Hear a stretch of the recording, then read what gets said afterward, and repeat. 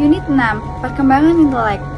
Dalam buku Psikologi Remaja yang dikemukakan oleh Singgih Gunarsa mengajukan beberapa rumus inteligensi sebagai berikut. Yang pertama, inteligensi merupakan suatu kumpulan kemampuan seseorang yang memperoleh ilmu pengetahuan dan mengamalkan ilmu tersebut dalam hubungannya dengan lingkungan. Yang kedua, inteligensi adalah bentuk tingkah laku yang terampil dalam kelancaran tingkah laku. Yang ketiga, inteligensi merupakan pengalaman-pengalaman dan kemampuan bertambahnya pola-pola baru dan mempergunakannya secara efektif. Yang keempat, inteligensi merupakan suatu kemampuan untuk menyesuaikan diri pada tuntutan baru dibantu dengan fungsi berpikir. Yang kelima, inteligensi merupakan kemampuan yang diperoleh melalui keturunan yang diwariskan dan dimiliki sejak lahir.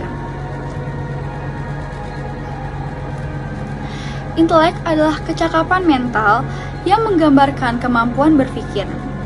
Maka, inteligensi dapat diartikan sebagai kemampuan seseorang dalam berpikir dan bertindak. Kemampuan berpikir atau inteligensi diukur dengan tes. Hasil tes inteligensi dinyatakan dalam angka. Selanjutnya ada perkembangan bahasa. Sesuai dengan fungsinya, bahasa merupakan alat komunikasi yang digunakan oleh seseorang dalam pergaulannya atau hubungannya dengan orang lain. Oleh karena itu, penggunaan bahasa ini menjadi efektif sejak seorang individu memerlukan komunikasi dengan orang lain. Contohnya, jika seorang bayi ingin berkomunikasi dengan ibunya, seorang bayi itu akan menangis. Oke, yang selanjutnya adalah bakat khusus. Bakat dapat diartikan sebagai kemampuan bawaan yang merupakan potensi atau potential ability yang masih perlu dikembangkan atau dilatih. Kemampuan adalah daya untuk melakukan suatu tindakan sebagai hasil dari pembawaan dan latihan. Jadi, bakat adalah kemampuan alamiah untuk memperoleh pengetahuan atau keterampilan yang relatif bersifat umum. Misalnya bakat intelektual umum atau khusus, atau bakat akademis khusus. Bakat khusus juga disebut dengan talent. Istilah inteligensi telah banyak digunakan terutama dalam bidang psikologi dan pendidikan, namun secara definitif istilah itu tidak mudah dirumuskan. Banyak rumusan tentang inteligensi seperti yang dikemukakan oleh Singgih Gunarsa dalam bukunya Psikologi Remaja. Dia mengajukan beberapa rumus inteligensi. Inteligensi merupakan satu kumpulan kemampuan seorang yang mungkin memperoleh ilmu pengetahuan dan mengamalkan ilmu tersebut dalam hubungannya dengan lingkungan dan masalah-masalah yang timbul. Inteligensi adalah suatu bentuk tingkah laku tertentu yang tampil dalam kelancaran tingkah laku. Inteligensi meliputi pengalaman dan kemampuan bertambahnya pengertian dan tingkah laku dengan pola-pola baru dan mempergunakannya secara efektif.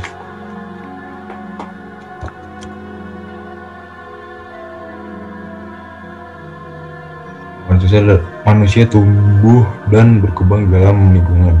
Lingkungan itu dapat dibedakan atas lingkungan fisik dan lingkungan sosial. Lingkungan sosial memberikan banyak pengaruh terhadap pembentukan aspek kehidupan, terutama kehidupan sosial psikologis. Manusia sebagai makhluk sosial senantiasa berhubungan dengan sesama manusia. Bersosialisasi pada dasarnya merupakan proses penyesuaian diri terhadap lingkungan kehidupan sosial. Bagaimana seharusnya seorang hidup di dalam kelompoknya, baik dalam kelompok kecil maupun kelompok masyarakat luas. Interaksi seseorang dengan manusia lain diawali sejak saat bayi lahir dengan cara yang amat sederhana. Sepanjang kehidupannya pola aktivitas sosial anak mulai terbentuk.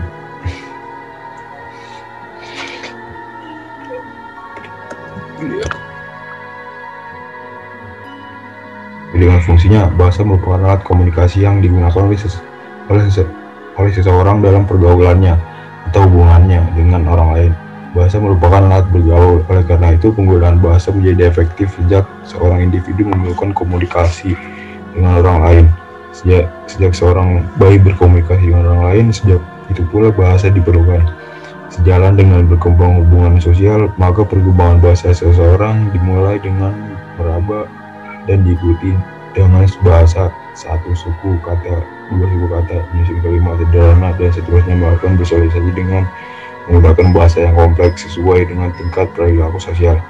Perkembangan bahasa terkait dengan perkembangan kognitif, yang berarti faktor inteligensi sangat berpengaruh terhadap perkembangan kemampuan berbahasa. Bab pertama, konsep dan proses penyesuaian diri remaja. Makna akhir dari hasil pendidikan seseorang individu terletak pada sejauh mana hal yang telah dipelajari dapat membantunya dalam menyesuaikan diri dengan kebutuhan-kebutuhan hidupnya dan pada tuntutan masyarakat. Berdasarkan pengalaman-pengalaman yang didapat di sekolah dan di luar sekolah, ia memiliki sejumlah pengetahuan, kecakapan, minat-minat, dan sikap-sikap. Dengan pengalaman-pengalaman itu, ia secara berkesinambungan dibentuk menjadi seorang pribadi seperti apa yang dia miliki sekarang dan menjadi seorang pribadi tertentu di masa mendatang. Seseorang tidak dilahirkan dalam keadaan telah mampu menyesuaikan diri atau tidak mampu menyesuaikan diri. Kondisi fisik, mental, dan emosional dipengaruhi dan diarahkan oleh faktor-faktor lingkungan di mana kemungkinan akan berkembang proses penyesuaian yang baik atau yang sesuai. Sejak lahir sampai meninggal, seorang individu merupakan organisme yang aktif. Ia aktif dengan tujuan dan aktivitas yang berkesinambungan, berusaha untuk memuaskan kebutuhan-kebutuhan jasmaninya dan juga semua dorongan yang memberi peluang kepadanya untuk berfungsi sebagai anggota kelompoknya. Penyesuaian diri adalah suatu proses dan salah satu ciri pokok dari kepribadian yang sehat mentalnya.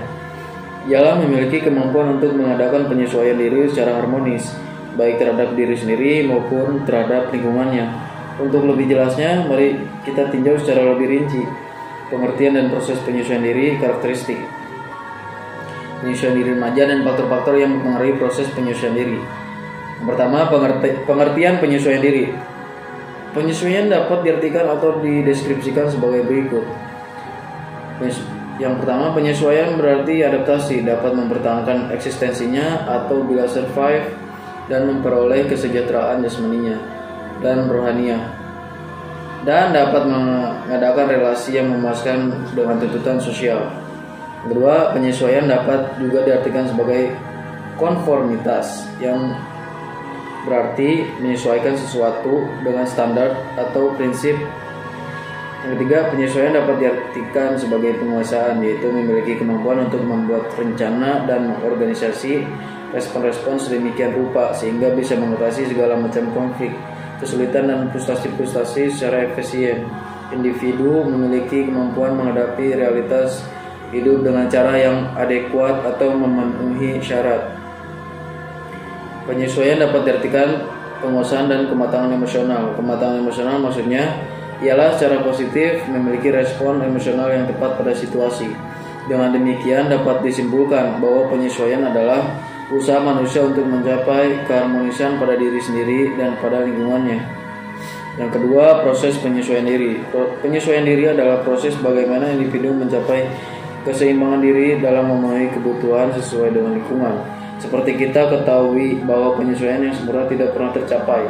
Penyesuaian yang sempurna tidak terjadi jika manusia atau individu selalu dalam keadaan seimbang antara dirinya dengan lingkungannya, di mana tidak ada lagi kebutuhan yang tidak terpenuhi dan di mana semua fungsi organisme atau individu berjalan normal. Sekali lagi bahwa penyesuaian yang sempurna seperti itu tidak pernah dapat dicapai. Karena itu penyesuaian diri lebih bersifat suatu proses sepanjang hayat, lifelong process, dan manusia terus-menerus berupaya menemukan dan mengatasi tekanan-tekanan dan tantangan hidup guna mencapai pribadi yang sehat. Yang ketiga, karakteristik penyesuaian diri. Tidak selamanya individu berhasil dalam melakukan penyesuaian diri, karena kadang-kadang ada rintangan-rintangan tertentu yang menyebabkan tidak berhasil melakukan penyesuaian diri. Rintangan-rintangan itu mungkin terdapat dalam dirinya atau mungkin di luar dirinya. Dalam hubungan dengan rintangan-rintangan tersebut, ada individu-individu yang dapat melakukan penyesuaian diri secara positif.